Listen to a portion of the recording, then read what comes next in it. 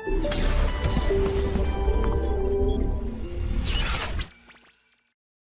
तो बच्चों, अब देखिए नेक्स्ट एग्जांपल नंबर 58। बड़ा अच्छा एग्जांपल है, इसको आपको बहुत केयरफुली समझना पड़ेगा। फर्स्ट कंपाउंड दे रखा है फॉर्मिक एसिड, सेकंड कंपाउंड दे रखा है बेंजोइक एसिड, एरोमेटिक एसिड है, बेंजीन जुड़ा हुआ है, and this compound is acetic acid. इन तीनों कंपाउंड का हमें एसिडिक ऑर्डर कंपेयर करना है, ठीक है। तो चलिए ठीक है, सबसे पहले मैं आपको इसका आंसर बताऊंगा, उसके बाद फिर हम इसको सॉल्व करेंगे। तो याद रखो, इन तीनों में मोस्ट एसिडिक होता है फॉर्मिक एसिड, उससे कम बेंजोइक एसिड, और बेंजोइक एसिड से भी कम एसिटिक एसिड होता है। और मोस्टली स्टूडेंट इसका आंसर गलत बताते हैं। अगर इसको और इसको कंपेयर करने के लिए कहा जाए तो सब लोग ये कहते हैं कि बेंजोइक एसिड की एसिडिक स्ट्रेंथ फॉर्मिक एसिड से ज्यादा होती है। मतलब वो लोग क्या करते हैं, बेंजीन देखा, बस बेंजीन देखा तो बस बेंजीन ही आंसर होगा। मतलब बेंजीन जिसमें प्रेजेंट होगा बस वही आंसर होगा। ये कोई जरूरी नहीं कि जिस भी मॉलिक्यूल में बेंजीन प्रेजेंट है हमेशा हर क्वेश्चन का आंसर वही बनेगा, ये कोई जरूरी नहीं है। तो याद रखो, फॉर्मिक एसिड में और बेंजोइक एसिड में फॉर्मिक एसिड मोर एसिडिक होता है। क्यों होता है ये मैं अब तुम्हें इस स्ट्रक्चर से समझाऊंगा। देखो कैसे, अगर बेंजोइक स्ट्रक्चर का हम पाई ऑर्बिटल डायग्राम बनाए तो कैसे बनाएंगे। देखो, ये बेंजीन हमें यहां दे रखा है, इन सबके बीच में पाई बॉन्ड है। पाई बॉन्ड बनते किससे हैं, अनहाइब्रिड पी ऑर्बिटल से, ठीक है। ये अनहाइब्रिड पी ऑर्बिटल इन सभी 6 कार्बन के पास में है, ठीक है। अभी यहां पर इन 2 कार्बन के बीच में पाई बॉन्ड है, तो एक इलेक्ट्रॉन इसका, एक इलेक्ट्रॉन इसका, ये बना देंगे पाई बॉन्ड। अच्छा, इन दोनों कार्बन के बीच में भी पाई बॉन्ड है, तो एक एक इलेक्ट्रॉन से ये भी पाई बॉन्ड बना देंगे, और एक एक इलेक्ट्रॉन से ये भी पाई बॉन्ड बना देते हैं, ठीक है। ये बना बेंजीन का पाई ऑर्बिटल डायग्राम। अब इस वाले ग्रुप पर आओ, COOH पर, इसमें C और O के बीच में डबल बॉन्ड है। तो डबल बॉन्ड कैसे बनेगा, C के पास एक अनहाइब्रिड होगा, O के पास भी एक अनहाइब्रिड होगा, और इस O के पास भी एक अनहाइब्रिड होगा, ठीक है। यहां पर इसके पास पाई बॉन्ड है, मतलब एक इलेक्ट्रॉन ये, एक इलेक्ट्रॉन ये, से मिलकर क्या बनेगा, पाई बॉन्ड, ठीक है। और OH में O के पास 2 लोन पेयर होते हैं, एक लोन पेयर इस ऑर्बिटल में रहेगा और एक लोन पेयर हाइब्रिड में रहेगा, ठीक है। ये इसका ऑर्बिटल डायग्राम है। अब देखो होगा क्या, समझना। रेजोनेंस होने के लिए हम ये कहते हैं कि मॉलिक्यूल की ज्योमेट्री क्या होनी चाहिए, प्लेनर। मॉलिक्यूल प्लेनर होगा तो ही रेजोनेंस होगा। तो यहां पर देखो, अगर हम कॉन्जुगेशन की बात करें तो एक तो बेंजीन का अपना खुद का रेजोनेंस है, या सुनो, pi bond single bond, pi bond single bond, pi bond single bond, pi bond. It means benzene का जो रिंग है वो प्लेनर होगा, ठीक है। अब इस वाले पार्ट पर आओ, इसका लोन पेयर इस पाई बॉन्ड के कॉन्जुगेशन में है, इसका मतलब ये वाला पार्ट भी क्या होगा, प्लेनर होगा। यहां से देखो, ये लोन पेयर इस पाई बॉन्ड के कॉन्जुगेशन में है, मतलब ये अनहाइब्रिड और ये अनहाइब्रिड तीनों क्या है, पैरेलल। इट मींस ये तीनों एटम भी सेम प्लेन में होंगे, ठीक है। मतलब बेंजीन भी प्लेनर, ये ग्रुप भी प्लेनर, ठीक है।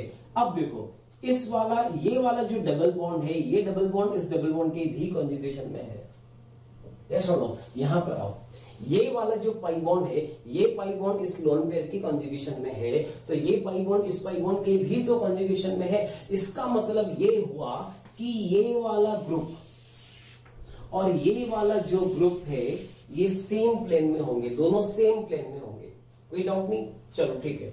अब यहां पर देखो, इसके होने से क्या होगा, ये पाई बॉन्ड इस पाई बॉन्ड के कॉन्जुगेशन में है। और कुछ टाइम पहले मैंने तुमसे ये कहा था कि अगर C सिंगल बॉन्ड O, ये इसका हाइब्रिड ऑर्बिटल हमने बनाया, डेल नेगेटिव कार्बोक्सिलिक से जब H अलग होगा तो COO-, और यहां पर मैंने G लिखा था इसके पहले वाले एग्जांपल में। तब मैंने तुमसे ये कहा था कि जो G है, इस G का इफेक्ट क्या होना चाहिए, विड्रॉइंग इफेक्ट होना चाहिए। अगर इस G का विड्रॉइंग इफेक्ट हुआ, अगर ये खींच रहा है तो इसकी स्टेबिलिटी को बढ़ाएगा, और अगर इसकी स्टेबिलिटी बढ़ेगी तो क्या होगा, तो ये लिखा G COOH। अगर इसकी स्टेबिलिटी बढ़ेगी तो इस कार्बोक्सिलिक में इस H की एसिडिक स्ट्रेंथ बढ़ेगी। अब यहां पर देखो, ये वाला जो पाई बॉन्ड है इस पाई बॉन्ड के कॉन्जुगेशन में है, डायरेक्शन क्या होगा, पाई बॉन्ड किस तरफ डिलोकलाइज होंगे, ये वाला पाई बॉन्ड कार्बन और ऑक्सीजन के बीच में है तो ये पाई बॉन्ड O पे जाएगा, O पर नेगेटिव आएगा, C पर पॉजिटिव और पॉजिटिव आएगा तो ये पाई बॉन्ड बाहर आएगा। इसका मतलब हो क्या रहा है, COOH का इफेक्ट क्या है, -M, और अगर COOH का इफेक्ट -M है तो इसका इफेक्ट होगा induced plus M। Induced plus M क्या बोला, क्योंकि इसका बेंजीन का अपना खुद का कोई इफेक्ट नहीं होता है, ये मैं पहले बता चुका हूं मेसोमेरिक इफेक्ट में। इसका इफेक्ट ग्रुप पे डिपेंड करेगा, अगर ग्रुप -M शो कर रहा है तो ये +M शो करेगा।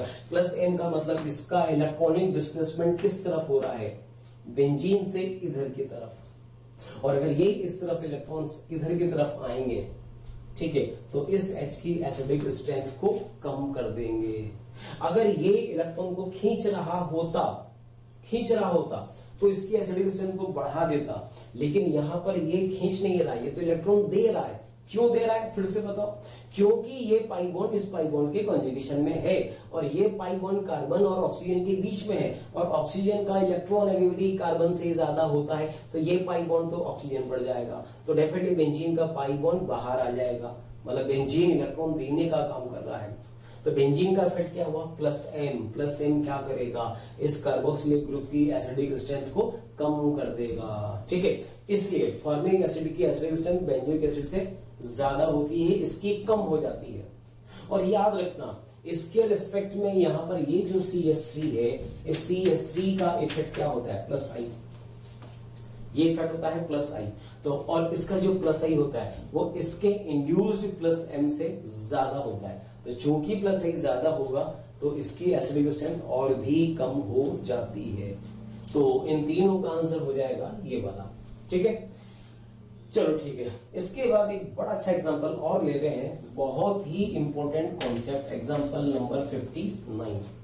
तुम्हें क्वेश्चन दे रखा है, यहां पे ये लिखा, एक तो चलो ठीक है ऐसे ही लिख लेते हैं, ये लिखा C≡OH बेंजोइक एसिड, ठीक है, और एक यहां पर लिखा C≡OH and CH3। This is orthotoluic acid, याद रखना इसको बोलते हैं टॉलुइक एसिड। अब देखो इसमें बताना है किसकी एसिडिक स्ट्रेंथ ज्यादा होगी, समझना इसको। तो अगर हम डेफिनेशन लगाएं तो क्या होना चाहिए, यहां तो कोई भी ग्रुप नहीं है, ठीक है, बेंजोइक एसिड है, कुछ ना कुछ इसकी एसिडिक स्ट्रेंथ तो होगी। यहां पर ऑर्थो पर CH3 है, चूंकि ऑर्थो पर CH3 है तो CH3 का इफेक्ट क्या होना चाहिए, +H होना चाहिए, हाइपर कंजुगेशन इफेक्ट होगा ऑर्थो पर, और +H क्या करेगा, +H तो इसकी एसिडिक स्ट्रेंथ को कम कर देगा, तो ये कम एसिडिक होना चाहिए बिकॉज इसका +H इफेक्ट है। लेकिन हकीकत में एक्चुअल में ये इससे ज्यादा एसिडिक होता है, और इसके पीछे एक बहुत बड़ा रीजन है, और उस थ्योरी का नाम है ऑर्थो इफेक्ट। समझना ऑर्थो इफेक्ट क्या है, देखो हो क्या रहा है, यहां पे आओ, इस वाले केस में आओ, मैं यहां से ये सब हटा देता हूं, ठीक है। देखो मैंने तुमसे कहा था कि ये इसमें आपस में रेजोनेंस होगा तो ये पार्ट प्लेनर है, इसमें बेंजीन का भी अपना रेजोनेंस है तो ये भी प्लेनर होगा, और चूंकि ये भी इसके कॉन्जुगेशन में है, इसका मतलब इस ग्रुप का प्लेन और इस बेंजीन का प्लेन क्या होगा, सेम प्लेन होगा, दोनों सेम प्लेन में होंगे पक्का, ठीक है। अब यहां पे देखो इसका इफेक्ट क्या हो रहा था, -M था, इसका -M था, तो बेंजीन का इफेक्ट क्या था, +M, और +M था, इंड्यूस्ड +M था, और इस +M के कारण ही इस ग्रुप की एसिडिक स्ट्रेंथ कम हो रही थी। अब सुनना, अगर मैं इस जिस कार्बन से COOH जुड़ा है, इसके पास वाला कार्बन ये वाला, दिस इज ऑर्थो कार्बन, इस ऑर्थो कार्बन से अगर मैं कोई भी ग्रुप G लगा दूं, कोई भी ग्रुप G लगा दूं, ये G CH3 भी हो सकता है, NO2 भी हो सकता है, ठीक है ना, और C2H5 भी हो सकता है, हेलोजन भी हो सकते हैं, तो बताइए अब क्या होगा।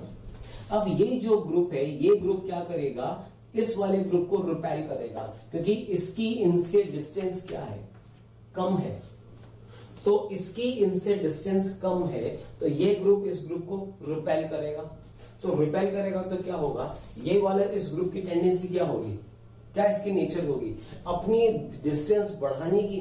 तो डिस्टेंस कैसे बढ़ाएगा, ये वाला जो पूरा ग्रुप है वो इस सिंगल बॉन्ड के अबाउट रोटेट होकर, अभी तो ये प्लेन में है, ऐसे प्लेन में है, इस तरह से मान लीजिए प्लेन में है, तो इस सिंगल बॉन्ड के अबाउट रोटेट होकर ये ऐसे घूम जाएगा। तो इसका जो प्लेन है, ये प्लेन इसके प्लेन के परपेंडिकुलर हो जाता है, और जैसे ही इस ग्रुप का प्लेन इसके परपेंडिकुलर होगा, इस वाले ग्रुप का इस वाले ग्रुप के साथ जो मेसोमेरिक कनेक्शन था वो कनेक्शन ब्रेक हो जाएगा। क्योंकि मेसोमेरिक कनेक्शन के लिए दोनों ग्रुप जो है वो सेम प्लेन में होने चाहिए, जबकि ये वाला ग्रुप इस ग्रुप को रिपेल करके इस वाले ग्रुप को प्लेन से बाहर कर देता है। जैसे ये प्लेन से बाहर होगा, इसका इसके साथ मेसोमेरिक कनेक्शन ब्रेक हो जाएगा, मतलब अब इसका कोई माइनस एम नहीं लगेगा, और माइनस एम नहीं लगेगा तो इसका भी अब कोई प्लस एम नहीं लगेगा। तो जैसे ही इसका प्लस एम खत्म हुआ, तो प्लस एम कर क्या रहा था, एसिडिक स्ट्रेंथ को कम कर रहा था। जैसे ही प्लस एम इफेक्ट हटा, एसिडिक स्ट्रेंथ बढ़ जाती है। तो यही रीजन है, होगा क्या कि ये जो CH3 ग्रुप है, ऑर्थो प्लस CH3 लगाया, ये CH3 ग्रुप क्या करेगा, COOH ग्रुप को रिपेल करेगा। तो COOH को रिपेल करेगा तो ये COOH क्या होगा, प्लेन से बाहर चला जाएगा। जैसे ही प्लेन से बाहर जाएगा, इसका इस बेंजीन के साथ मेसोमेरिक कनेक्शन ब्रेक हो जाएगा, और जैसे ही मेसोमेरिक कनेक्शन ब्रेक हुआ तो इस वाले की एसिडिक स्ट्रेंथ ऑटोमेटिकली बढ़ जाती है। आई बात समझ में। इसी को हम बोलते हैं, एक बहुत ही इंपॉर्टेंट कॉन्सेप्ट यहां पर, स्टेरिक इनहिबिशन ऑफ रेजोनेंस,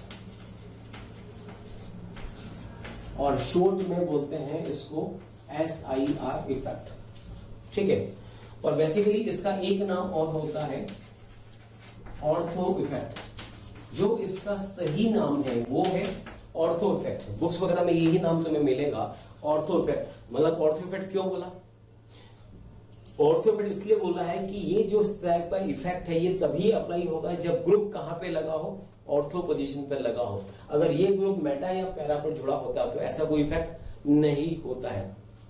तो या तो हम इसको ऑर्थो इफेक्ट बोले, या फिर हम इसको steric inhibition in of resonance बोले। इसका मतलब क्या होता है, स्टेरिक इनहिबिशन का मतलब स्टेरिक क्राउडिंग, ग्रुप्स के बीच में क्राउडिंग के कारण जो रिपल्शन होता है, उस रिपल्शन से रेजोनेंस का होना रुक जाए, रेजोनेंस बंद हो जाए, इसीलिए इसको बोला जाता है स्टेरिक इनहिबिशन ऑफ रेजोनेंस।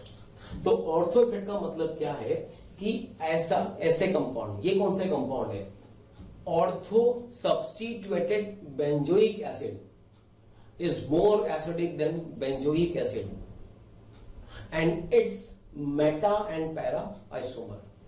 आई बात समझ, इसी को ऑर्थो इफेक्ट कहते हैं। तो देखो, मैं यहां पर इसमें एक एग्जांपल ये भी लगा सकता हूं।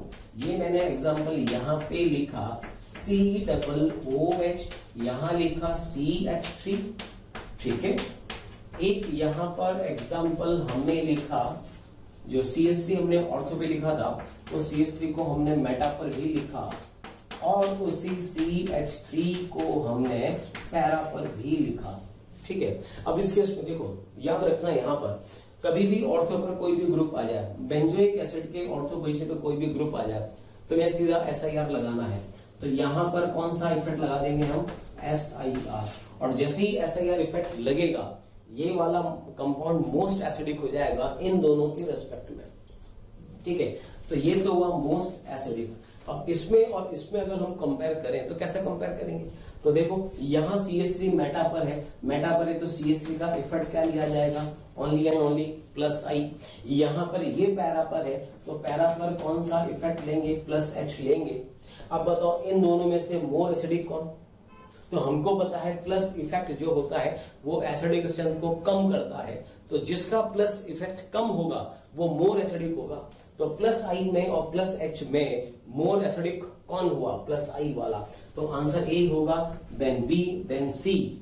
तो मैंने क्या बोला था, ऑर्थो सब्स्टिट्यूटेड बेंजोइक एसिड की जो एसिडिक स्ट्रेंथ है वो बेंजोइक एसिड से भी ज्यादा होती है, और इसके मेटा और पैरा आइसोमर्स से भी ज्यादा होती है। बस यही ऑर्थो इफेक्ट है। ठीक है, और ये जो ऑर्थो इफेक्ट लगता है या एसआईआर इफेक्ट की बात करें, ये हमेशा बिगर ग्रुप में ही लगता है। किसमें लगता है? Bigger group. बिगर ग्रुप कौन कौन से? जैसे हम कहें, ये मैंने लिखा यहां पर।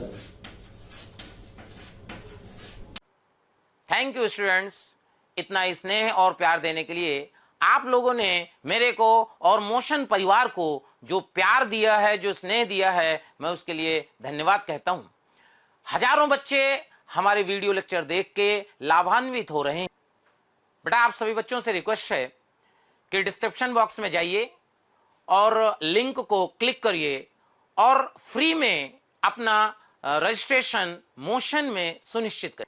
साथ ही साथ जिन बच्चों को डाउट सॉल्विंग और स्टडी मटेरियल की भी सुविधा चाहिए, वो लिंक पे जाएं और क्लिक करें और प्रीमियम कोर्स के लिए अप्लाई कर सकते हैं। बेटा, बिगर ग्रुप पर ही लगेगा। कौन कौन से बिगर ग्रुप? COOH ले सकते हो, नाइट्रो ग्रुप ले सकते हो, नाइट्रो के अलावा और हम यहाँ पर एल्डिहाइड ग्रुप ले सकते हैं, के अलावा NR2 ग्रुप भी ले सकते हैं। इन सब में ऑर्थो ग्रुप लगेगा, याद रखना, ठीक है। लेकिन स्मॉलर ग्रुप का मतलब कौन कौन से? OH ले लो, NH2 ले लो, CN ले लो, इन पर कोई ऑर्थो ग्रुप या कोई एसआईआर इफेक्ट नहीं लगता है, याद रखना। या फिर हाँ ठीक है, OH ले लिया, NH2 ले लिया, CN ले लिया, इन पर एसआईआर इफेक्ट नहीं लगेगा। सिर्फ किस पर लगेगा? इन वाले ग्रुप्स पर, ये याद रखना, ठीक है। चलिए ठीक है, 60 के बाद कुछ एग्जांपल्स हम और ले सकते हैं यहाँ पर। देखो नेक्स्ट 60 के बाद नेक्स्ट है एग्जांपल नंबर 61। अब इसी केस में हमने यहाँ पे लिखा COOH और एक यहाँ पे लिखा NO2, ठीक है। पहले CH3 ग्रुप हमने लिया था, अब हम नाइट्रो ग्रुप को लगाकर देख लेते हैं और इसमें बताना है मोर एसिडिक कौन होगा। तो सबसे पहले तो यहां पर आओ, ये बेंजोइक एसिड की ऑर्थो पोजीशन पर NO2 जुड़ा हुआ है। बात करता हूं, अगर NO2 जुड़ा हुआ है तो इसमें तो SIR लगा देंगे। जैसे ही SIR की बात करेंगे, SIR का मतलब मोस्ट एसिडिक, तो ये वाला तो मोस्ट एसिडिक हो जाएगा। अब B और C में कंपेयर करो तो मेटा पे नाइट्रो है तो मेटा पर -I, पैरा पे नाइट्रो है तो पैरा पर -M। अब मुझे बताइए -A ही एसिडिक स्ट्रेंथ बढ़ाएगा या -M? डेफिनेटली -M डोमिनेटिंग होगा, तो ये एसिडिक स्ट्रेंथ को और बढ़ा देगा। तो मोस्ट एसिडिक यहाँ पे कौन होगा? A से कम C और C से कम कौन सा? B। ये इसका आंसर होगा, ठीक है। चलिए ये हुआ। अच्छा, ऑर्थो इफेक्ट का एक रूल और याद रखना, COOH लिखा, COOH लिखा, यहां लिखा CH3 ओनली मिथाइल और यहां पे लिखा टर्शरी ब्यूटाइल। अब बताओ, तो याद रखो ऑर्थो ग्रुप का साइज जितना ज्यादा होगा एसआईआर इफेक्ट भी उतना ही ज्यादा होगा, और जितना ज्यादा एसआईआर इफेक्ट होगा वो मॉलिक्यूल उतना ही ज्यादा एसिडिक भी होगा। तो मिथाइल के रिस्पेक्ट में इसका साइज ज्यादा है, तो साइज ज्यादा है तो एसआईआर भी ज्यादा होगा, एसआईआर ज्यादा होगा तो यही ज्यादा एसिडिक होगा। इस पर बेस्ड में एक एग्जांपल ये भी ले सकता हूं। देखो यहां पर हमने लिखा COOH, यहां पर लिखते हैं हम Cl, यहां लिखा COOH और यहां लिखा Br। तो यहां Cl यहां Br, किसका साइज ज्यादा? Br का साइज ज्यादा, तो Br के केस में ऑर्थो इफेक्ट ज्यादा लगेगा तो ये वाला ही मोर एसिडिक होगा। अरे बात समझ में? तो याद रखिए ये जो कॉन्सेप्ट है इसको कहा जाता है steric inhibition of resonance, short में बोला जाता है SIR, और एक तरह का ये ऑर्थो इफेक्ट ही है। ऑर्थो इफेक्ट क्यों बोला? क्योंकि ये तभी एप्लीकेबल होगा जब ग्रुप किससे जुड़ा हुआ हो? ऑर्थो पोजीशन से जुड़ा हुआ हो, ठीक है। इसके यहां पर हम एक दो एग्जांपल और ले सकते हैं, बड़े अच्छे एग्जांपल्स हैं, देखिए वो। नेक्स्ट है यहां पर 64 एग्जांपल में देखो, तुम्हें यहां दे रखा है COOHME एक मॉलिक्यूल में दे रखा है COOH, यहां लिखा OH, ठीक है। और इस केस में एक यहां लिखा COOH और ये OH। अब बताना है इन तीनों में से मोर एसिडिक कौन होगा, ये बताना है। तो देखो इस केस में याद रखना, इस केस में ये वाला ज्यादा एसिडिक होता है, ये कम, और ये उससे भी कम। क्यों? देखो इसका कॉन्जुगेट बेस बनाकर देख लेते हैं हम लोग। इसका कॉन्जुगेट बेस बनेगा C single bond O single bond O। H हटने के बाद ये पार्शियल पाई बॉन्ड, मैं हाइब्रिड की बात कर रहा हूं, ठीक है। और यहां से अटैच्ड कौन, OH, ये पाई बॉन्ड, इस पे चार्ज डेल नेगेटिव, इस पे चार्ज डेल नेगेटिव, ठीक है। इसका कॉन्जुगेट बेस अगर हम बनाए यहाँ पे, तो ये बनेगा CO, ये पार्शियल पाई, यहाँ पे OH, यहाँ पर भी OH, और ये बेंजीन हमने बना दिया। इस पे भी चार्ज डेल नेगेटिव, इस पे भी चार्ज डेल नेगेटिव, ठीक है। चलिए इसका भी हम कॉन्जुगेट बेस बना लेते हैं। ये इसका कॉन्जुगेट बेस है। इसका अगर हमने कॉन्जुगेट बेस बनाया तो वो कैसे बनेगा बताओ। ये बनेगा वही सिंगल बॉन्ड O, पार्शियल पाई, यहां पर डेल नेगेटिव, यहां पर डेल नेगेटिव, इससे जुड़ा हुआ है OMe और ये बेंजीन। अब मैंने तुमसे कहा था वही कंपाउंड मोर एसिडिक होगा जिसका कॉन्जुगेट बेस मोर स्टेबल होगा। तो ठीक से देखो, यहां पर इन पर नेगेटिव है, तो इस केस में यहां पर इस O पे चार्ज डेल प्लस ऑक्सीजन से जुड़ा हुआ है, इस O पे भी चार्ज डेल प्लस O से जुड़ा हुआ है। क्या हो जाएगा, इंट्रामोलिकुलर H बॉन्डिंग होगी, और इंट्रामोलिकुलर H बॉन्डिंग से ये बनने वाला कॉन्जुगेट बेस मोर स्टेबल हो जाएगा। आई बात समझ में। इस वाले केस में भी इंट्रामोलिकुलर H बॉन्डिंग होगी, लेकिन बस एक तरफ ही होगी। इसमें दोनों तरफ H बॉन्डिंग होगी, ठीक है। इसमें एक तरफ होगी, इसलिए ये कम स्टेबल, ये ज्यादा स्टेबल। और यहां में O पर माइनस तो है, बट O के पास इधर कोई H नहीं है। अब आप कहोगे कि Me में C के पास तो हाइड्रोजन है, तो याद रखो कार्बन से जुड़ने वाला हाइड्रोजन H बॉन्डिंग नहीं बनाता है। H बॉन्डिंग वही हाइड्रोजन बनाता है जो मोर इलेक्ट्रोनेगेटिव एटम से जुड़ा हो। मोर इलेक्ट्रोनेगेटिव एटम कौन कौन से, या तो फ्लोरीन, या ऑक्सीजन, या फिर नाइट्रोजन। याद रखना इसको, ठीक है। तो मोस्ट स्टेबल कॉन्जुगेट बेस ये वाला, इसलिए ये मोस्ट एसिडिक। ये उससे भी कम, तो ये कम एसिडिक, और ये कम से सबसे कम स्टेबल, तो ये सबसे कम एसिडिक होगा, ठीक है। तो ये इसको बोला जाता है ऑर्थो इफेक्ट। क्या बोला था मैंने, ऑर्थो ग्रुप जितना बड़ा जितना ज्यादा ग्रुप बड़ा होगा ऑर्थो पोजीशन पर, उतना ही ज्यादा SIR इफेक्ट लगेगा, और जितना ज्यादा SIR इफेक्ट लगेगा उतना ही बेंजोइक एसिड मोर एसिडिक होगा, ठीक है। तो चलिए ये हमारा पार्ट हुआ कंप्लीट एसिडिक स्ट्रेंथ का। अब इसके बाद हम नेक्स्ट बात करेंगे बेसिक स्ट्रेंथ की। हाँ तो बच्चों, एसिडिक स्ट्रेंथ के बाद अब हमें शुरू करना था बेसिक स्ट्रेंथ, जैसा कि मैंने अभी कहा था। लेकिन बेसिक स्ट्रेंथ शुरू करने से पहले एक एसिडिक स्ट्रेंथ के कुछ और अच्छे से एग्जांपल हैं जिन्हें पहले हम सोल्व करते हैं। इनको सोल्व करने के बाद फिर हम बेसिक स्ट्रेंथ की भी बात करेंगे। तो अब देखो इसमें आगे नेक्स्ट है नंबर 65। 65 में क्या दे रखा है, बेंजोइक एसिड है, बेंजीन पर COOH, बेंजोइक एसिड, ऑर्थो पर मिथॉक्सी ग्रुप, मेटा पर मिथॉक्सी और पैरा पर मिथॉक्सी दे रखा है। अब इसको बताइए कैसे सोल्व करेंगे, क्या कॉन्सेप्ट लगेगा। तो यहां पर तो देखो इस केस में चूंकि बेंजीन पर COOH है, तो ये तो बिगर ग्रुप है, ये तो बिगर ग्रुप है। तो जो मिथॉक्सी ग्रुप होगा ये इसकी ऑर्थो पोजीशन पर है, तो ये तो उसको रिपेल करके इसको प्लेन से बाहर घुमा देगा, जिसको हमने नाम दिया था ऑर्थो इफेक्ट या फिर SIR इफेक्ट। तो चलो ठीक है, यहां तो SIR इफेक्ट लगेगा। SIR का मतलब ये वाला तो हो जाएगा मोस्ट एसिडिक, ठीक है। अब B और C में तो हम सिंपल डेफिनेशन से ही इसको सॉल्व कर सकते हैं। मेटा पर OCH3 है, तो OCH3 का यहां पर क्या इफेक्ट आएगा, इसका इफेक्ट आएगा -I, ठीक है। और OCH3 यहां पैरा पर है, तो पैरा पर इसका इफेक्ट होगा +M। तो एसिडिक स्ट्रेंथ को माइनस इफेक्ट बढ़ाता है, जबकि प्लस वाले कम करते हैं। तो B और C में ज्यादा एसिडिक हो जाएगा B, और B के बाद फिर आंसर होगा C, ठीक है। तो चलिए ये तो हुआ 65 का सॉल्यूशन। और आगे बढ़े, और आगे में अब 66 में देखो ऑर्थो पे दे रखा है ट्राइक्लोरोमीथेन मिथाइल, यहाँ पर मेटा पर और यहाँ पर पैरा पर। अब इसको कैसे सोल्व करेंगे? तो देखो सबसे पहले यहाँ पर ऑर्थो पर ये ग्रुप जुड़ा हुआ है, तो ये तो इसको रिपेल करेगा तो यहाँ तो SIR इफेक्ट होगा। SIR का मतलब मोस्ट एसिडिक, ठीक है। तो इनमें ABC में A तो हो गया मोस्ट एसिडिक, इसको तो कोई डाउट नहीं है। चलो अब B और C में देखो, हमें पता है CCl3 जब बेंजीन से अटैच्ड होता है तो इसका इफेक्ट होता है -H, बताया था मैंने, रिवर्स हाइपर कंजुगेशन।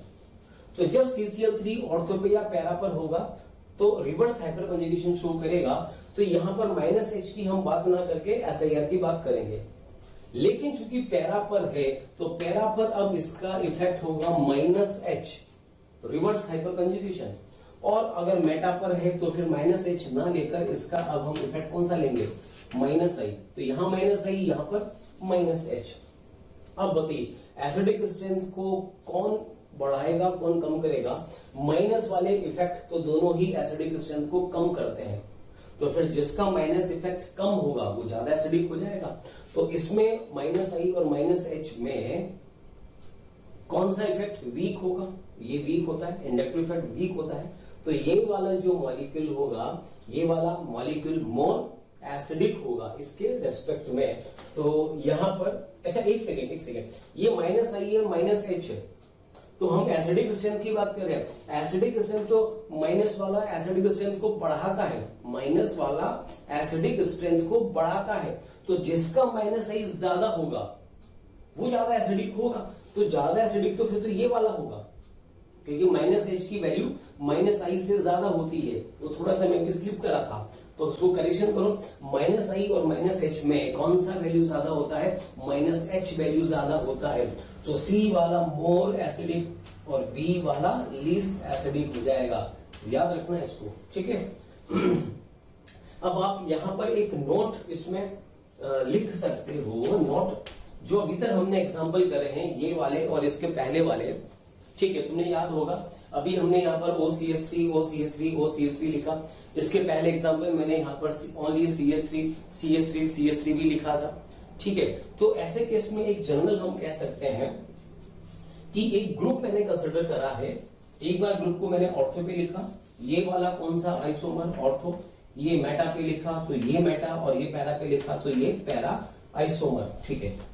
अब ऑर्थो मेटा पैरा में ऑर्थो ज्यादा एसिडिक होगा, मेटा ज्यादा एसिडिक, मेटा कम होगा उससे, और पैरा सबसे कम एसिडिक हो जाएगा। लेकिन ऐसा कब होगा? जब G का वैल्यू क्या हो, या तो G का वैल्यू R हो, R का मतलब या तो मिथाइल हो, इथाइल हो, इस टाइप के ग्रुप जुड़े हो, तो मोस्ट एसिडिक कौन सा होगा? Ortho, just because of SIR effect. और मेटा और पैरा में पैरा ज्यादा होगा, सॉरी मेटा ज्यादा होगा, पैरा कम होगा। पैरा कम क्यों होगा? क्योंकि पैरा में N का इफेक्ट कौन सा लगेगा? +H लगेगा, और मेटा में N का लगेगा +I। ये देखना एग्जांपल। और या फिर ग्रुप का वैल्यू क्या हो? OR हो, अल्कोक्सी ग्रुप हो, जैसे ये मैंने लिखा अल्कोक्सी, या इसकी जगह में OH भी लगा सकता हूं। अगर इनमें से या तो ये ग्रुप हो, या फिर ये ग्रुप हो, या फिर ये कोई भी ग्रुप हो, तो उस केस में हमेशा आंसर क्या आएगा? ऑर्थो ज्यादा एसिडिक होगा, मेटा कम, और पैरा सबसे कम। ये आंसर हो जाएगा। तो याद रखो, ये एक जनरल हमने नोट बना दिया है, कंक्लूजन भी मान सकते हो उसको, तो ये इसमें अप्लाई होगा, ठीक है। एक सबसे अच्छा इंपॉर्टेंट एग्जांपल ये वाला, इस एग्जांपल को प्लीज बहुत अच्छे से समझना, याद रखना। यहां पर ऑर्थो पर NH2 है, SIR होना चाहिए। याद रखना NH2 के केस में यहां पर SIR हम कंसिडर नहीं करेंगे। इस केस में यहां पर क्या होगा? जो NH2 है, इस NH2 का हम +M कंसिडर करेंगे। क्या कंसिडर करेंगे? +M, ठीक है। बिकॉज NH2 है, NH2 में नाइट्रोजन की इलेक्ट्रोनेगेटिविटी कम होती है, इसलिए इसकी इलेक्ट्रॉन देने की टेंडेंसी बहुत ज्यादा बढ़ जाती है। तो SIR इफेक्ट डोमिनेट ना करके इसका +M इफेक्ट डोमिनेट करता है, याद रखना, ठीक है। अच्छा, NH2 मेटा पर है तो फिर क्या लेके चलेंगे? -I इफेक्ट, ठीक है। और अगर पैरा पर है तो पैरा पे क्या लेके चलेंगे? +M effect. ठीक है, अब जरा मुझे बता दो इसमें मोस्ट एसिडिक कौन होगा। ये प्लस वाला है, प्लस वाला तो एसिडिक स्ट्रेंथ कम करता है, ये भी प्लस वाला है, एसिडिक स्ट्रेंथ कम करेगा। तो यहाँ पर ये क्या है, माइनस है, माइनस वाला एसिडिक स्ट्रेंथ बढ़ाता है, तो मोस्ट एसिडिक इसमें होगा बी। अब ए और सी में कैसे कंपेयर करें, तो ए और सी में जितना प्लस एम इसका होगा उतना प्लस एम इसका भी होगा। म्यूसिमेरिक इफेक्ट ऑर्थो और पैरा पोजीशन पर इक्वल होता है, तो अब डिसाइड किससे करेंगे, आई इफेक्ट से। तो ऑर्थो पोजीशन पर इसका माइनस आई भी तो होगा, प्लस एम के अलावा इसका माइनस आई भी होगा और इसका माइनस आई भी होगा। अब प्लस एम तो इक्वल है तो माइनस आई से डिसाइड करेंगे। तो ऑर्थो पोजीशन पर माइनस आई का वैल्यू पैरा पोजीशन के माइनस आई की वैल्यू से ज्यादा होगा, और माइनस आई अगर इसका ज्यादा है तो इसकी एसिडिक स्ट्रेंथ भी ज्यादा होगी। तो ए और सी में ए ज्यादा एसिडिक होगा और सी कम एसिडिक होगा, तो इसका आंसर हो जाएगा बी ए सी। याद रखना इस एग्जाम्पल को, अच्छा एग्जाम्पल ये वाला, मतलब NH2 के केस में याद रखना। तुमसे मैंने SIR में या ऑर्थो इफेक्ट में क्या बोला था, बेंजोइक एसिड के ऑर्थो पोजीशन पर कोई भी ग्रुप हो, कोई भी ग्रुप लगा दो, CH3 लगा दो, OCH3 लगा दो, OH लगा दो, उसकी एसिडिक स्ट्रेंथ मेटा और पैरा से ज्यादा होती है, इवन बेंजोइक एसिड से भी ज्यादा होता है। लेकिन NH2 में ये रूल अप्लाई नहीं होता है, याद रखना इसको, ठीक है। अच्छा, एक बहुत और अच्छा उम्दा एग्जांपल 67।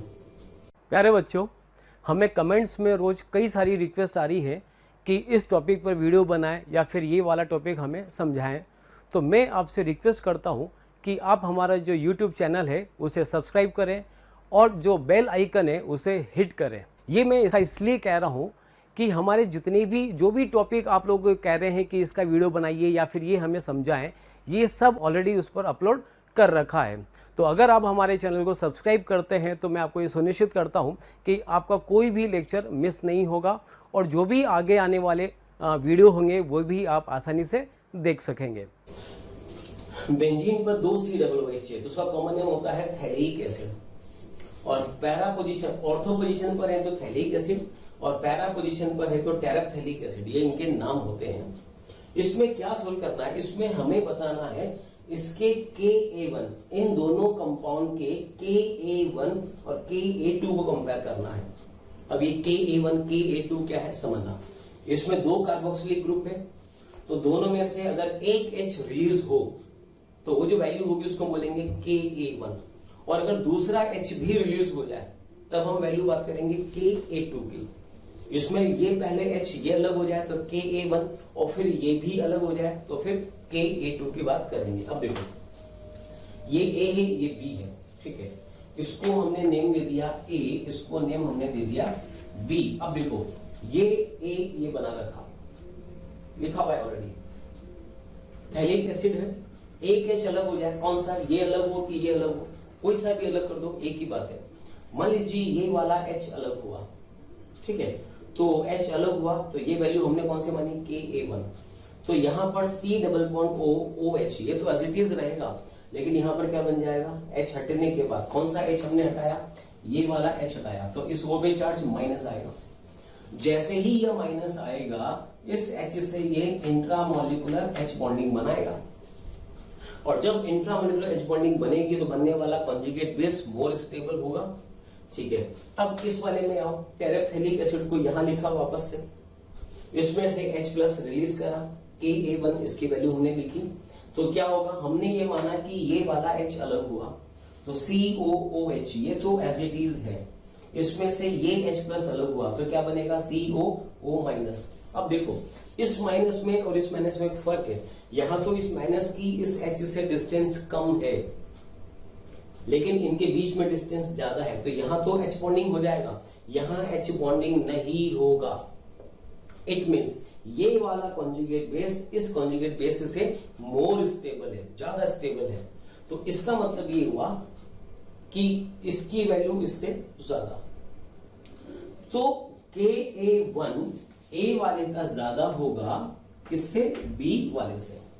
इस A वाले का Ka1 B वाले के Ka1 से ज्यादा होगा, तो A ग्रेटर देन B लिखा। अब Ka2 की बात करें, इसमें से अब एक और H हटा दें, इसमें से भी एक और H हटा दें, तो इसका अब H कहां से हटेगा, अब तो ये वाला हटेगा, ये हटेगा, तो यहां पर माइनस, यहां तो पहले से ही माइनस था, ठीक है। इस वाले में से अब इस h को भी हटा दें तो यहां पर भी माइनस आ जाएगा। अब बताओ ये दोनों माइनस और ये दोनों माइनस में मोर स्टेबल कौन? समझ गए होंगे। इस केस में ये मोर स्टेबल है, क्यों? क्योंकि यहां पर दोनों माइनस के बीच में डिस्टेंस कम है, तो इनके बीच में रिपल्शन ज्यादा होगा, रिपल्शन ज्यादा होगा तो स्टेबिलिटी कम हो जाएगी। यहां डिस्टेंस ज्यादा है तो रिपल्शन कम, और रिपल्शन कम तो स्टेबिलिटी ज्यादा। तो इन दोनों में ये ज्यादा स्टेबल और इन दोनों में ये ज्यादा स्टेबल। तो चूंकि इन दोनों में ये ज्यादा स्टेबल है तो Ka2 की वैल्यू किसकी ज्यादा होगी? B की ज्यादा होगी। इस टाइप से हम इसको सॉल्व करेंगे, ठीक है। इसके बाद चलो ठीक है, ऐसा ही एक एग्जांपल अभी और लेता हूं, उसको भी डिस्कस करते हैं। बिल्कुल उसमें भी कौन सा टर्म ऐसा ही अप्लाई करेंगे। हाँ, अभी देखिए नेक्स्ट एग्जांपल नंबर 69। इसमें देखिए यहां पर एक ये कंपाउंड दे रखा है, इसका नेम होता है मैलिक एसिड। सिस फॉर्म होता है ये, आप लोगों ने पढ़ा होगा cis and trans. Double bond के दोनों तरफ सेम साइड COOH है, सिस फॉर्म है। इसका नेम होता है मैलिक एसिड, और डबल बॉन्ड के अपोजिट साइड में COOH हो तो नेम होता है फ्यूमेरिक एसिड। अब इसमें भी हमें Ka1 और Ka2 दोनों का कंपेयर करना है। तो देखो कैसे सॉल्व करेंगे। सबसे पहले हमने यहाँ पर ये मॉलिक्यूल ये लिखा, मॉलिक्यूल नंबर A और ये मॉलिक्यूल नंबर B। तो मैलिक एसिड में से सबसे पहले एक H+ हमने यहां से रिलीज करा। मान लीजिए ये वाला H यहां से अलग हुआ तो इस O पे यहाँ पे चार्ज क्या आ जाएगा? माइनस, और ये एज इट इज रहेगा। अच्छा, इस वाले केस में देखो, ये हमने फ्यूमेरिक एसिड लिखा, इसमें से भी हमने एक H+ रिलीज करा, Ka1 ये वैल्यू है। तो मान लीजिए ये वाला H अलग हुआ तो ये आया O-। तो बताइए ये वाला कॉन्जुगेट बेस ज्यादा स्टेबल कि ये ज्यादा स्टेबल? तो साफ साफ यहाँ पर दिख रहा है कि ये दोनों सेम साइड हैं, तो इनके बीच में यहाँ पर क्या बन जाएगा? इंट्रामॉलिक्यूलर H बॉन्डिंग बनेगा। इसके अंदर दोनों ये और ये H अपोजिट साइड है तो उसमें H बॉन्डिंग पॉसिबल नहीं होगा।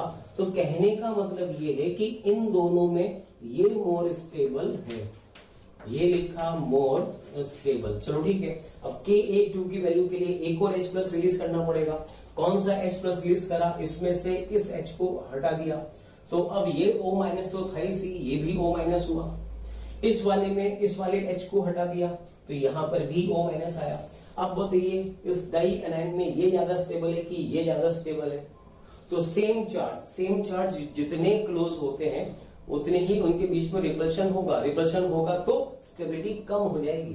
तो ये ज्यादा स्टेबल होगा बिकॉज दोनों O- के बीच में डिस्टेंस ज्यादा है, तो इन दोनों में ये मोर स्टेबल है। चलो ठीक है, अब बताइए, तो कहने का मतलब इन दोनों में ये मोर स्टेबल था। इट मींस Ka1 की वैल्यू मैलिक एसिड की ज्यादा है, फ्यूमेरिक की कम। तो Ka1 में A का ज्यादा होगा B से।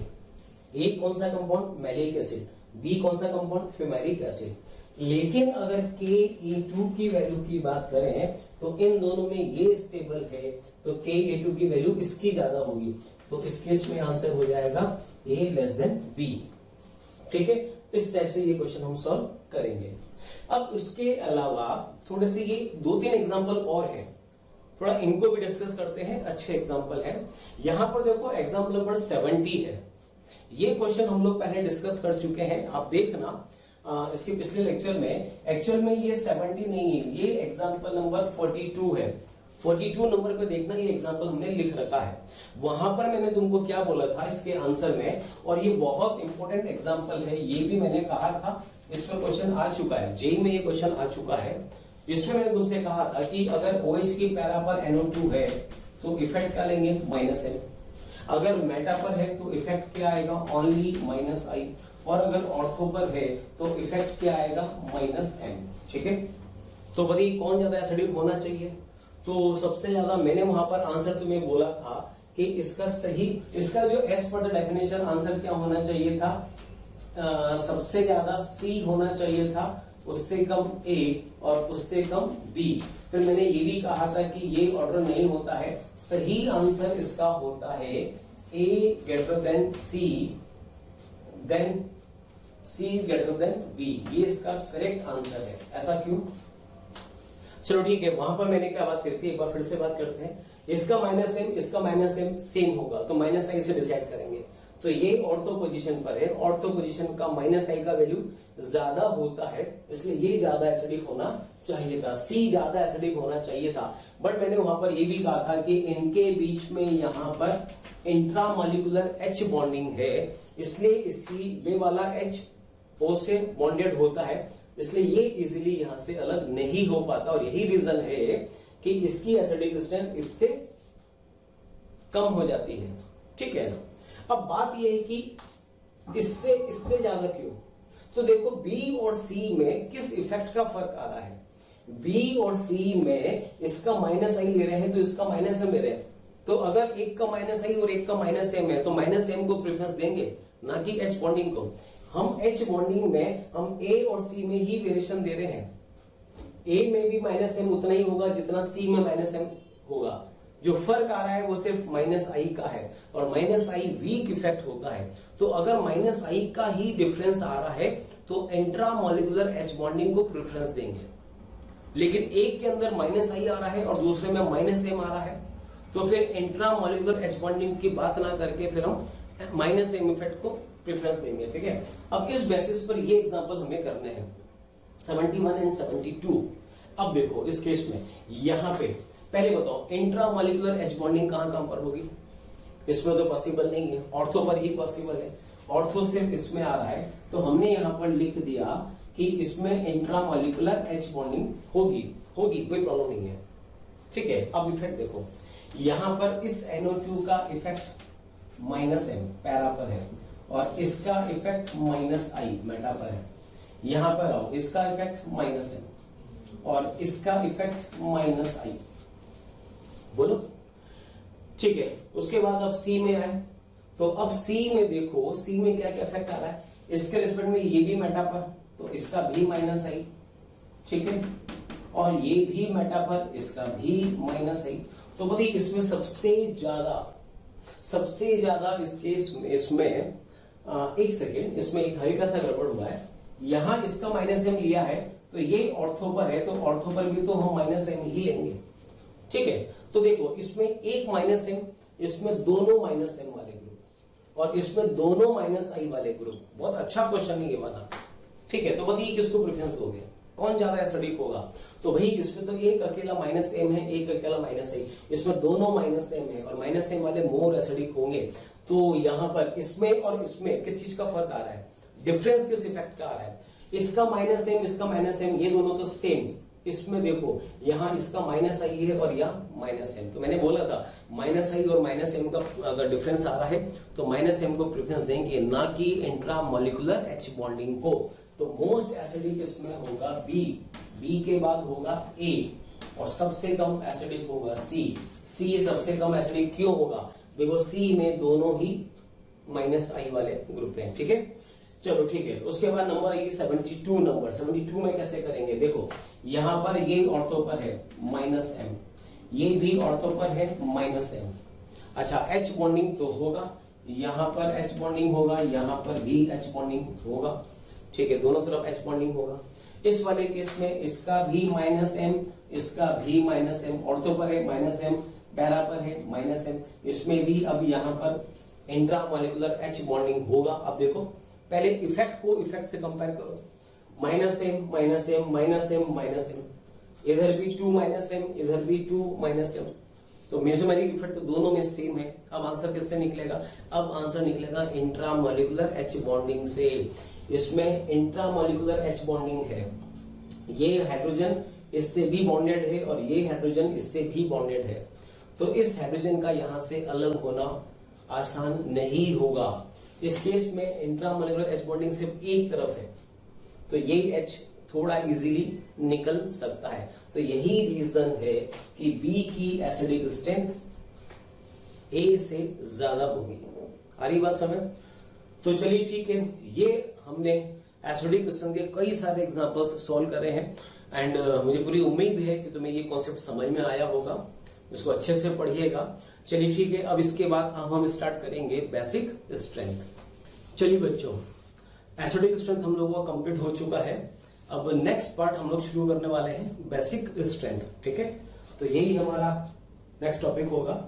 अब देखिए एसिड में हमने क्या बोला था कि ऐसे कंपाउंड जो H प्लस आयन रिलीज कर रहे हैं उसको हम बोलते हैं एसिड, और जो जितना easily H plus ion release करेगा वो उतना ही स्ट्रॉन्गर एसिड होगा, ये हम बात कर चुके हैं। अब बेस क्या होते हैं ये बात मैं पहले ही बता चुका हूं, चलिए एक बार फिर से बात कर लेते हैं। बेस वे कंपाउंड या वे स्पीशीज जो लोन पेयर रिलीज करते हो H प्लस आयन को। डियर स्टूडेंट्स, अगर आपको हमारी वीडियोस पसंद आ रहे हैं तो इन्हें आप ज़रूर लाइक करें और शेयर करें, ताकि और भी जितने ज़रूरतमंद स्टूडेंट्स हैं उन तक भी ये वीडियोस पहुँचें, ठीक है। और एक चीज़ मैं आपसे और कहना चाहूँगा कि आपके इसी प्यार और स्नेह के कारण हमारी पूरी मोशन की टीम बहुत ही मोटिवेटेड है फ्यूचर में आपको बहुत ही अच्छे क्वालिटी के कंटेंट प्रोवाइड करने की, ठीक है। तो जो लोन पेयर रिलीज करेगा वो बेस होगा, और जो लोन पेयर जितना इजीली रिलीज करेगा, जो लोन पेयर जितना इजीली रिलीज करेगा वो उतना ही स्ट्रॉन्गर बेस होगा। आ रही बात समझ?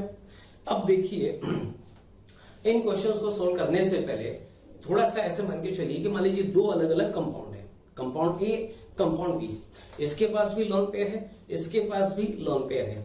इसका lone pair less electronegative atom के पास है, इसका lone pair more electronegative atom के पास है। तो बताइए मोर बेसिक कौन होगा? डेफिनेटली ये वाला लेस इलेक्ट्रोनेगेटिव वाला। क्यों? क्योंकि इलेक्ट्रोनेगेटिविटी कम है तो ये इजीली अपना लोन पेयर डोनेट कर देगा, तो बस ये स्ट्रॉन्गर बेस होगा, ठीक है। एक बात ये हुई। ओके, सेकेंड बात करें, दो डिफरेंट कंपाउंड है, कंपाउंड ए कंपाउंड बी, इसके पास भी लोन पेयर है, इसके पास भी लोन पेयर है।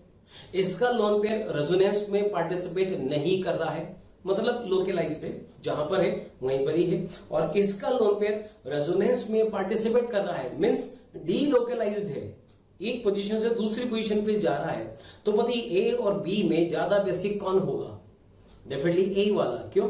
इसका लोन पेयर लोकलाइज्ड है, रेजोनेंस में पार्टिसिपेट नहीं कर रहा है, तो ये ज्यादा बेसिक होगा, ठीक है। चलो ठीक है, फिर से वही बात करें, two compound, compound number A compound number B, इसके पास भी लोन पेयर, इसके पास भी लोन पेयर। इसका लोन पेयर रेजोनेंस में पार्टिसिपेट कर रहा है, इसका लोन पेयर रेजोनेंस में और ज्यादा पार्टिसिपेट कर रहा है। तो बताइए ज्यादा बेसिक कौन होगा? कम रेजोनेंस वाला। क्यों? भाई रेजोनेंस में कम इन्वॉल्व है, एंगेज कम है, तो इजीली अपना लोन पेयर डोनेट कर सकता है। इस टाइप से ये क्वेश्चन सॉल्व हम करेंगे। चलो ठीक है, एक बार पहले इसकी भी बात कर ले। यहां पर ये हमने लिखा बी माइनस कोई भी एक ऐसा स्पीशीज है जिसके पास लोन पेयर है, ठीक है।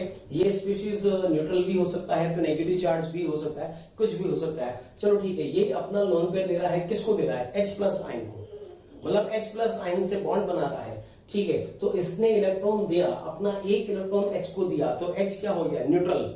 और इसके पास से भी एक इलेक्ट्रॉन गया, तो ये भी क्या हो गया? न्यूट्रल। इसके पास भी एक इलेक्ट्रॉन बचा, इसके पास भी एक इलेक्ट्रॉन बचा, दोनों ने मिलकर शेयरिंग करके ये सिग्मा बॉन्ड बना लिया। तो सिग्मा बॉन्ड बनने से क्या हुआ? ये भी न्यूट्रल, ये भी न्यूट्रल।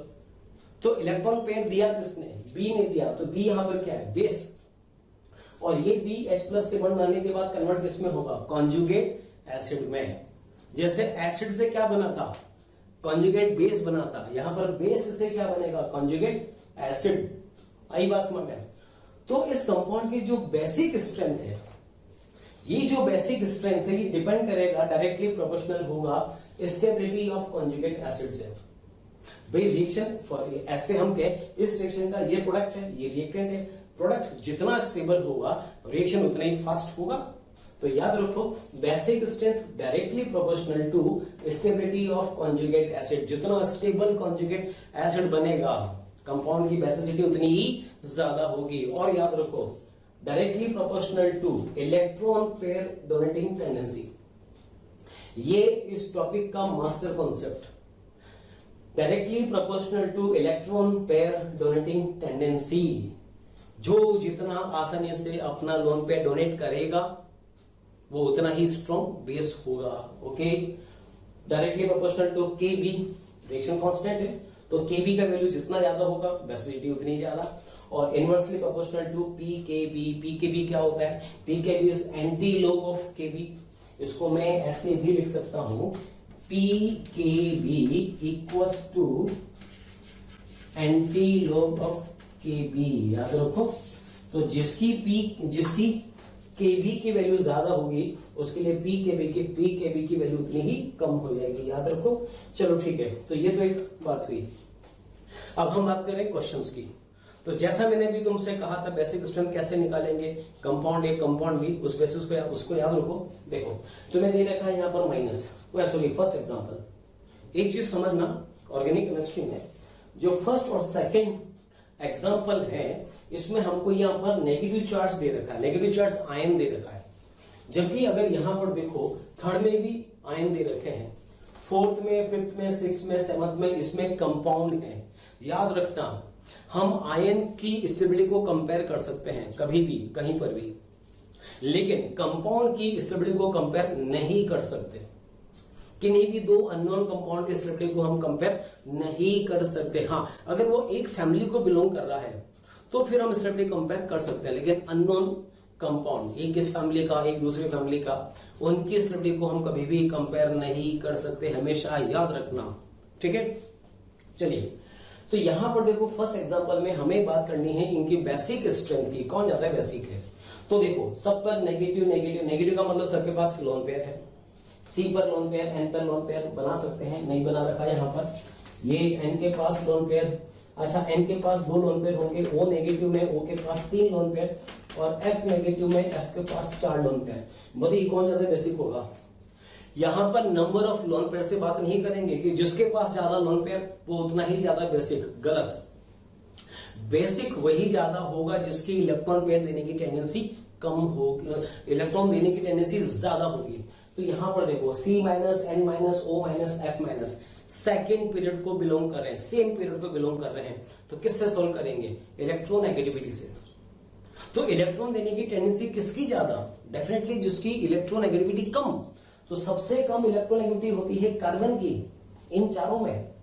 तो इलेक्ट्रोनेगेटिविटी कम है तो ये तुरंत इजीली लोन पेयर डोनेट कर देगा। तो ये मोस्ट बेसिक, ये कम, ये और भी कम। और फ्लोरीन तो मोस्ट इलेक्ट्रोनेगेटिव होता है तो इसकी इलेक्ट्रॉन देने की टेंडेंसी सबसे कम, तो ये लीस्ट बेसिक होगा।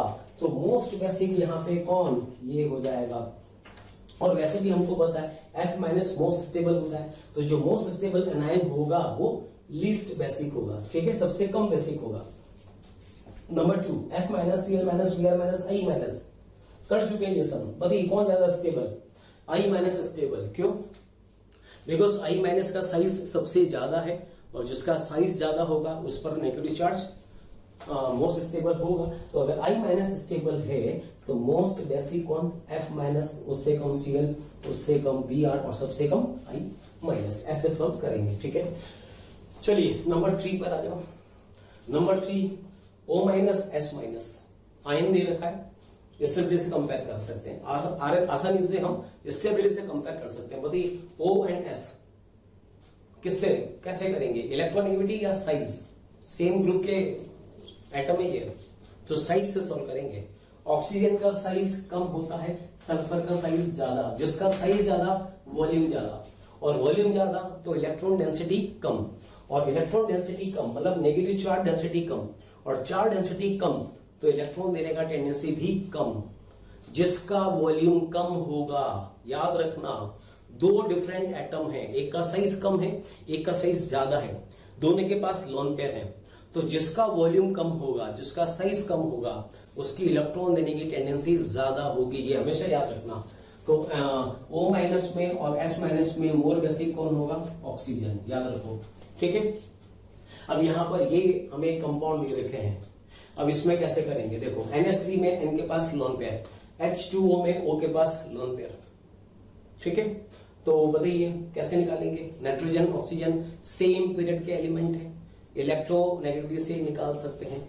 नाइट्रोजन का इलेक्ट्रोनेगेटिविटी कम होता है तो ये आसानी से अपना लोन पेयर डोनेट कर सकता है। तो अमोनिया मोर बेसिक होगा। ठीक है, नंबर 5 अच्छा एग्जांपल है।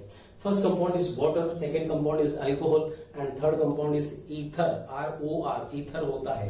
अब इसको कैसे करेंगे? यहां पर भी लोन पेयर O के पास है, यहां भी लोन पेयर O के पास है, और यहां पर भी लोन पेयर O के पास है। सेम एटम है, तो अब बताइए कैसे करेंगे। डिफरेंस देखो, डिफरेंस क्या है, यहां पर OH है, यहां पर H, यहां पर R। तो R का इफेक्ट क्या होगा, R का इफेक्ट होता है प्लस I।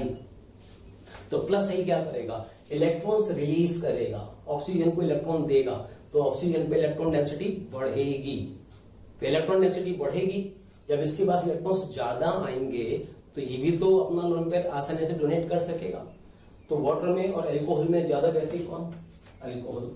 चलो अल्कोहल को कंपेयर करो ईथर से, तो यहां पर भी R है plus I effect, electrons release करेगा, ये भी R प्लस I इफेक्ट, ये भी इलेक्ट्रॉन रिलीज करेगा। तो यहां पर तो ऑक्सीजन पर इलेक्ट्रॉन डेंसिटी बहुत ज्यादा होगी, तो ये और आसानी से अपना लोन पेयर डोनेट करेगा, तो ये तो और भी ज्यादा बेसिक होगा। तो अल्कोहल और ईथर में ज्यादा बेसिक कौन, ईथर होगा। ठीक है, यही हुआ नंबर 5। नंबर 6 पर आओ। अब नंबर 6 कैसे करें, देखो यहां पे लोन पेयर किसके पास है, इस वाले N के पास, याद रखो। ठीक है, चलो मैं इस प्लस I को ऊपर लिख लेता हूं, ये इसका प्लस I। ठीक है, अब यहां पर देखो इस N के पास लोन पेयर, इस N के पास लोन पेयर, इस N के पास लोन पेयर। अब बताइए किस चीज का फर्क है, बॉन्डिंग का फर्क है। Single bonded nitrogen, double bonded nitrogen, triple bonded nitrogen, bonding change होगी तो हाइब्रिडाइजेशन चेंज होगा। तो बताइए सिंगल बॉन्डेड नाइट्रोजन का मतलब sp3 nitrogen, double bonded nitrogen sp2 nitrogen, और triple bonded nitrogen sp nitrogen. तो बताइए सबसे कम इलेक्ट्रॉन, मैंने तुमसे कहा था 50% एस फैक्टर होगा सबसे ज्यादा, तो इसकी इलेक्ट्रॉन एक्टिविटी भी सबसे ज्यादा होगी, और इलेक्ट्रॉन एक्टिविटी सबसे ज्यादा होगी तो इलेक्ट्रॉन देने की टेंडेंसी सबसे कम। ठीक है, तो CN साइनेट लीस्ट बेसिक होता है, याद रखना। और इन दोनों में चूंकि ये sp3 है, sp3 नाइट्रोजन की इलेक्ट्रॉन एक्टिविटी सबसे कम, और इलेक्ट्रॉन एक्टिविटी सबसे कम तो इलेक्ट्रॉन देने की टेंडेंसी सबसे ज्यादा, तो मोस्ट बेसिक ये हो जाएगा अमाइन, याद रखो। एक ये भी याद रखेंगे, C सिंगल बॉन्ड N है, सिंगल बॉन्ड N उसको बोलते हैं अमाइन, AMINE अमाइन। बट अगर C डबल बॉन्ड N हो इसको बोला जाता है इमाइन, IMINE, याद रखना। ठीक है, चलो नंबर 7 में ये वाला N सिंगल बॉन्डेड है, हाइब्रिडेशन sp3, डबल ये इसका लोन पेयर इस पाई बॉन्ड के कॉन्जुगेशन में है तो इसका हाइब्रिडेशन sp2 होगा। बोला था लोन पेयर अगर कॉन्जुगेशन में है तो sp3 ना होकर sp2 हाइब्रिडेशन में आ जाता है, और ये N भी sp2 में होगा। अब बताइए इसको कैसे सोल्व करें, तो देखो इसका लोन पेयर यहां कहीं पर भी रेजोनेंस में इन्वॉल्व नहीं है, कोई कॉन्जुगेशन ही नहीं है, रेजोनेंस ही नहीं है, बात ही खत्म। इस वाले केस में ये जो लोन पेयर है ये पाई में कन्वर्ट होगा और ये पाई बॉन्ड लोन पेयर में कन्वर्ट होगा। तो इसका लोन पेयर रेजोनेंस में पार्टिसिपेट नहीं कर रहा है, जबकि इसका लोन पेयर रेजोनेंस में पार्टिसिपेट कर रहा है। तो इसका लोन पेयर तो रेजोनेंस में बिजी हो गया, तो लोन पेयर रेजोनेंस में बिजी है तो इसकी इलेक्ट्रॉन देने की टेंडेंसी कम हो जाएगी। मोर बेसिक कौन होगा, ए वाला। ठीक है, अच्छा अब बी को सी से कंपेयर करो। ये कैसे कंपेयर करेंगे, देखो इस एन का जो लोन पेयर है वो कार्बन डबल बॉन्ड एक पाई बॉन्ड के कॉन्जुगेशन में है। Okay, this compound is aniline. Aniline में एन का जो लोन पेयर है वो बेंजीन के कॉन्जुगेशन में है, 3 पाई बॉन्ड है। तो बताइए कौन सा लोन पेयर ज्यादा रेजोनेंस में इन्वॉल्व होगा, ये वाला। तो रेजोनेंस में ज्यादा इन्वॉल्व होगा तो कम बेसिक हो जाएगा, तो ज्यादा बेसिक कौन हो जाएगा, बी। तो आंसर हो जाएगा ए, बी एंड सी। सी सबसे कम बेसिक होगा। ठीक है, अब इसी एनिलीन को मैंने यहां लिखा और कंपेयर कर रहा हूं अमाइड से। CONH2 क्या होता है, अमाइड होता है। ठीक है, अमाइड होगा। अब बताओ इसका लोन पेयर यहां पर पाई बॉन्ड के कॉन्जुगेशन में है, इसका लोन पेयर भी यहां पर पाई बॉन्ड के कॉन्जुगेशन में है, लेकिन एक फर्क है, यहां जो पाई बॉन्ड है वो कार्बन कार्बन के बीच में है, जबकि यहां का पाई बॉन्ड कार्बन और ऑक्सीजन के बीच में है। और ऑक्सीजन की इलेक्ट्रोनेगेटिविटी तो कार्बन से बहुत ज्यादा होती है। तो ये क्या होगा, ये पाई बॉन्ड पूरा का पूरा O पे शिफ्ट होगा, तो lone pair completely pi bond में, मतलब कहने का मतलब ये ऑक्सीजन इस लोन पेयर को पूरा खींच लेगा, पाई बॉन्ड में कन्वर्ट कर देगा। तो ये पूरा का पूरा पाई में कन्वर्ट होगा, तो इसकी अब देने की टेंडेंसी बहुत कम हो जाएगी। आई बात समझ। यहां पर लोन पेयर को खींचने वाला कौन है? Carbon double bond carbon. तो यहां पर कार्बन डबल बॉन्ड कार्बन खींच रहा है या कार्बन डबल बॉन्ड ऑक्सीजन खींच रहा है, वहां ऑक्सीजन है, तो इसकी इस वाले की खींचने की टेंडेंसी ज्यादा होगी, तो इसका लोन पेयर पूरा का पूरा पाई बॉन्ड में कन्वर्ट हो जाएगा। तो ये लीस्ट बेसिक होगा। ज्यादा बेसिक कौन होगा? एनिलीन होगा। समझे? ये हुआ एग्जांपल नंबर 8 कंप्लीट। अब आइए क्वेश्चन नंबर 9 पर। 9 में देखो, इजी क्वेश्चन, इसको तो बना सकते हो। इसका लोन पेयर कहीं पर भी रेजोनेंस में नहीं है, कोई कंडीशन ही नहीं है रेजोनेंस की। इसका लोन पेयर इधर पाई बॉन्ड के कॉन्जुगेशन में है, एक तरफ रेजोनेंस में आ रहा है, तो जब भी लोन पेयर रेजोनेंस में आ रहा है तो अब इसकी एन की इस लोन पेयर को देने की टेंडेंसी कम नहीं दे पाएगा। इसका लोन पेयर इधर भी रेजोनेंस में है और इसका लोन पेयर इधर भी रेजोनेंस में होगा, दोनों तरफ रेजोनेंस में होगा, तो इसका लोन पेयर तो पूरा का पूरा रेजोनेंस में इन्वॉल्व हो जाएगा। तो इसकी इलेक्ट्रॉन देने की टेंडेंसी, यार बेस का मतलब क्या होता है? बेस वो होता है जो अपना लोन पेयर डोनेट करे, किसको? H+ आयन को। समझो, यहां पर H+ आयन रखा हुआ है, यहां पर भी H+ आयन रखा हुआ है और यहां पर भी H+ आयन रखा हुआ है। तो बताइए इन तीनों नाइट्रोजन में से कौन अपना लोन पेयर इस H+ आयन को आसानी से देगा? ये वाला आसानी से दे देगा। क्यों? क्योंकि इसका लोन पेयर रेजोनेंस में इन्वॉल्व है ही नहीं, तुरंत इसको इलेक्ट्रॉन देकर इससे बॉन्ड बना लेगा। इसका लोन पेयर इस पाई बॉन्ड के कॉन्जुगेशन में है, तो इसकी इलेक्ट्रॉन देने की टेंडेंसी H+ को थोड़ी सी कम हो जाएगी। और इसका लोन पेयर तो इधर भी कॉन्जुगेशन में है और उधर भी कॉन्जुगेशन में है, ये तो पूरा का पूरा इन्वॉल्व हो गया। तो ये अपना लोन पेयर अब इस H+ को बिल्कुल भी आसानी से नहीं दे पाएगा। तो ये क्या हो जाएगा? लीस्ट बेसिक, सबसे कम बेस। ठीक है, तो आंसर क्या हो जाएगा? A > B > C। ठीक है, चलिए नेक्स्ट है ये नंबर 10th में देखो, N का लोन पेयर दोनों पाई बॉन्ड के कॉन्जुगेशन में है। इसमें N का लोन पेयर सिर्फ और सिर्फ इस पाई बॉन्ड के कॉन्जुगेशन में है और इसमें N का लोन पेयर किसी के भी कॉन्जुगेशन में नहीं है। तो बताइए मोस्ट बेसिक कौन होगा? डेफिनेटली मोस्ट बेसिक C हो जाएगा। अब A और B में कैसे निकालेंगे? तो तुम्हें याद होगा ये वाला कंपाउंड एरोमेटिक होता है, याद है? 2+2+2 6 पाई इलेक्ट्रॉन आ रहे हैं, तो ये तो एरोमेटिक में कन्वर्ट हो रहा है, मतलब इसका लोन पेयर तो पूरा का पूरा रेजोनेंस में चला ही जाएगा। इस वाले केस में क्या होगा? लोन पेयर सिर्फ इसके कॉन्जुगेशन में है और ये तो नॉन एरोमेटिक स्पीशीज है, ये दोनों कार्बन sp3 है, नॉन एरोमेटिक है, तो इलेक्ट्रॉन देने की टेंडेंसी इसकी ज्यादा हो जाएगी। इसका लोन पेयर तो बिल्कुल भी डोनेट नहीं हो पाएगा। क्यों? रेजोनेंस में इन्वॉल्व है प्लस एरोमेटिक भी हो रहा है। आई बात समझ? तो इसकी इलेक्ट्रॉन पेयर डोनेट करने की टेंडेंसी सबसे कम, तो B और C में ज्यादा बेसिक कौन होगा? B ज्यादा C कम। समझे? इस टाइप से ये क्वेश्चन हम सॉल्व करेंगे। चलो ठीक है, 10 एग्जांपल हम लोग डिस्कस कर चुके हैं। चलिए ठीक है, नेक्स्ट अब इसके आगे के एग्जांपल्स हम लोग कंटिन्यू करेंगे। प्यारे बच्चों, अगर आप ये चाहते हैं कि जो भी कंटेंट हम लोग यहाँ पर पढ़ा रहे हैं वो पूरा कंटेंट आपको मिले, तो आप 18002121 पर कॉल करें और इस पर कॉल करके आप जो भी कंटेंट चाहते हैं वो कंटेंट आपको प्रोवाइड हो जाएगा।